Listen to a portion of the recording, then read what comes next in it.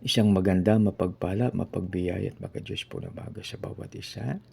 Ngayon ay 4:33 na po ng umaga, araw po ng Martes. Maraming salamat po sa iyong panahon upang sa muli tayo sama-sama upang pakinggan ang salita, magandang balita.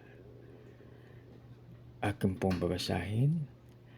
Ako ay ligtas sa lahat ng kapahamakan. Pupurihin ko si Yahweh sa gitna ng kapulungan. Purihin nawa ang Diyos sa pagbasa ng kanyang salita. Tayo po'y manalangin. Panginoon, maraming salamat po sa iyong pagbantay sa amin kagabi na ikaw ay hindi naiidlip at hindi natutulog. Kami ay nagising dahil inalalayan po kami. Lord, maraming salamat sa pangalan ni Jesus, naming Panginoong tagapagligtas. Amen. Dito mga kaibigan, uulitin ko, ako ay ligtas sa lahat ng kapahamakan. Pag tayo ay sa presensya ng ating Panginoon, mga kapatid, tayo ay malaya, no? Malaya sa panganib, malaya sa lahat ng bagay.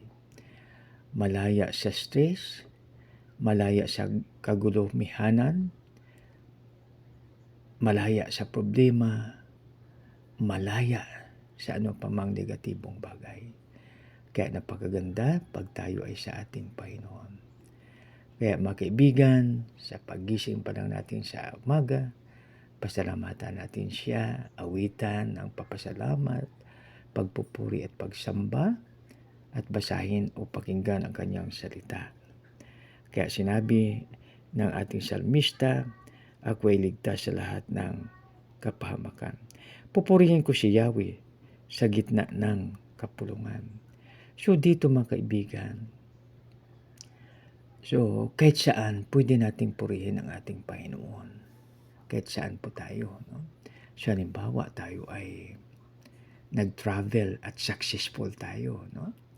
Halimbawa tayo ay pumunta sa isang lugar na pupuntahan natin. Ligtas tayo. Ibig sabihin na hinayaan ng ating Panginoon na paalalayan tayo ng kanyang anghel na sa ulihan at sa ating unahan, ang kanyang mga anghel ay doon upang iligtas tayo sa kapahamakan dahil mga kaibigan, hindi natin nakikita, no? Ang nakikita ng ating Panginoon. At hindi natin alam ang kanyang nalaman. Ibig sabihin na only God knows the future, no? Kasi ang hawak lang po natin ay ngayon.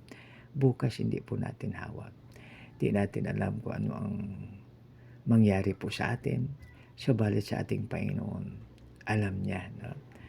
Kaya napakabuti at napakaganda na tayo ay palaging aasa sa ating Panginoon. So yan, no? Sabi ng salmista, ulitin ko po, ako ay ligtas sa lahat ng kapahamakan. Pupurihin ko si Yahweh. Pupurihin ko si Yahweh sa gitna ng kapulungan.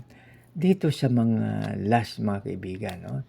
Yung pinaka last chapter ng kaya maganda talaga pag sa may Bible tayo, no? Kasi pag sa hindi na tayo magdayal-dayal sa 150, no? So hindi mo makalimutan kasi last na chapter ng ng mga awit o 48 na isa na lang, no? So dito mga kaibigan, no? So yan, 150, no? Nakalagay dito, no? So purihin si Yahweh, no? Purihin si Yahweh sa banal na templo. Ang Diyos ay awitan, purihin sa langit ang lakas ng taglay. And ano pa? Siya ay purihin sa kanyang, ano ang purihin si Lord sa kanyang gawa. Siya ay purihin sapagkat dakila. Yan, no? So, ibig sabihin mga kaibigan, talagang purihin natin ang ating Panginoon. So, kung sa mga gatherings, no? Purihin sa tugtog ng mga trompita, awitan sa saliw ng alpa at lira, sa tugtog ng tambol, magsayaw, purihin. Mga alpa at plauta, lahat ay tugtugin. Ang Diyos ay purihin sa tugtog ng pumpyang. Sa lakas ng tugtog siya'y pupurihin. Purihin si Yahweh lahat ng nilalang. purihin si Yahweh. So dito mga kapatid, habang tayo ay malakas, ating purihin ang ating Panginoon. So alam niyo po ba na pwede pala tayong sumayaw, no? So sa pag worship kay Lord, maliban na lang kung masikip yung church, pero pag halimbawa maluwag, so dapat pala sasayaw. So 'di ba yung mga tambourine dancers, no? Kasi noon pa yan, yun ang nila, no, talagang sa worship kasama ang sayaw, no? Kaya sa ngayon uso na po ang Zumba, no? Kaya dapat natin, no, sa ating panambahan tayo ay sasayaw. So dapat may step talaga, no? So sumobra na po ako, nakakuha na ako So dapat may step talaga, no, na parang maganda tingnan ba, kasi yung mga tambourine dancers, no, tingnan yung mga tambourine dancers, talagang may step sila na sinusunod. Na naalaala ko yung aking inaanak noon, na grabe siya magkuha ng sa tambourine, no. Siya, no. So dito tayo sa balikan natin. Yan. Ako ay ligtas sa lahat ng kapahamakan. Purihin ko si Yahweh sa gitna ng kapulingan. Makibigan, maraming salamat sa muli. Tayo po'y manalangin. Panginoon, maraming salamat po sa iyong salita. Maraming salamat po. Lord, tulungan mo kami manatili po ito sa bawat isa sa amin.